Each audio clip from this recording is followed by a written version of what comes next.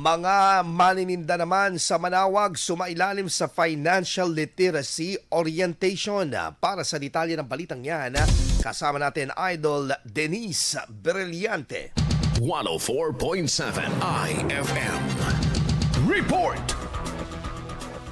Bilang bahagi ng paghahanda sa nalalapit na ika-100 anibersaryo ng koronasyon ng Mahal na Birhen ng Santo Rosario ng Manawag, nagsagawa ng financial literacy orientation para sa mga manininda sa paligid ng simbahan. Sinagawa ang aktibidad ng lokal na pamahalaan, katuwang ang Land Bank Urdaneta City Branch, para sa mga may maliliit na negosyo. Tinalakay sa orientation ng mga produktong pinansyal at loan program na maaaring makatulong bilang pandagdag puhunan. Layunin din ng programa na may handa ang mga negosyante sa inaasahang pagdagsa ng mga deboto sa nalalapit na kapistahan na inaasahang magiging isa sa pinakamalaking kaganapan sa bayan ngayong taon. Kasama mo mula rito sa IFM News Dagupan, ito si Idol Denise Brillante, Tatak, IFM.